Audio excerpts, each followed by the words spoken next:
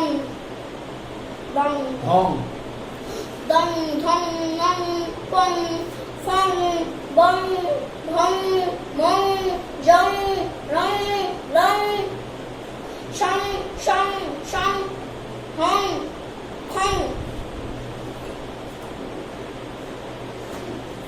দ ধ ন প ফ ব ভ কিভাবে পড়তে হবে ম ম জ এভাবে দ ধ ন প ফ ব ভ ম জ র ল শ শ শ হ খ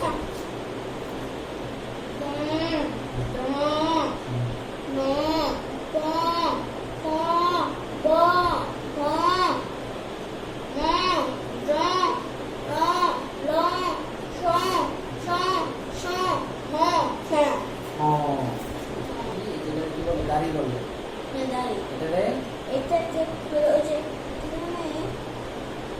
কমা এটা হলো দাড়ি, এটা কমা।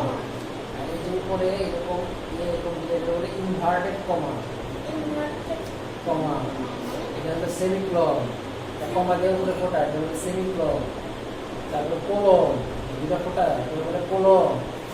এটা শুধু একটা টান, এটা বলে হাইফেন। এটা ড্যাশ, একটা আনতে ড্যাশ, প্রশ্নবোধক। আশ্চর্য বা দুঃখবোধক দিলে এই মানে কোনো একটা জিনিস একটা লেখার ভিতরে তুমি শুনে খুব আশ্চর্য হয়েছে, হ্যাঁ, বা দুঃখ হয়েছে, তখন সেই কথাটা শেষে এরকম চিহ্ন দিতে এটা বলে আশ্চর্যবোধক, দুঃখবোধক। এটা হলো প্রশ্নবোধক। যখন তুমি কোনো কাউকে প্রশ্ন করবা, প্রশ্নের শেষে এরকম চিহ্ন করা হয়।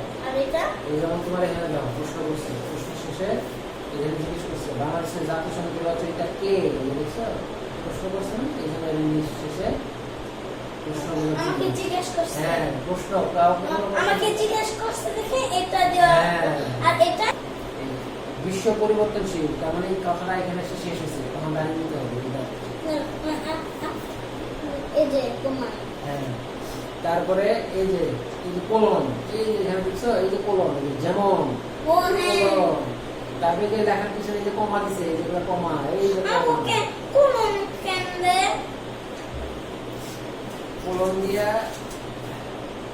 যেমন কোন উদাহরণ দিতেছে দেওয়ার সময়, তখন এই যে এরকম যেমন দিয়ে তারপর কোলন দিতে কেন দেয়, এটা নিয়ম। এই যে এটা এটা এটা এটা এক না, এগুলো আলাদা আলাদা। যখন বড় ক্লাস উঠবে তখন আরো বেশি করে পাওয়া যাবে।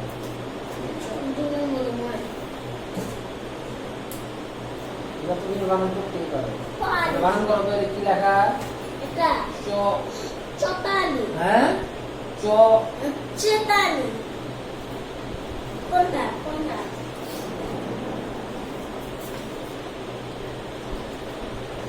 দ ওইকার, এটা ওইকার। দ ওইকারে কি হয়?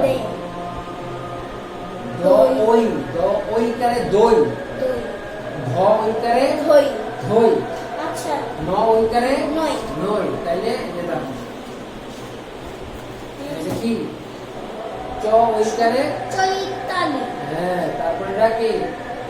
এই যে এখানে এটা বলো দৈত্য, দৈত্য।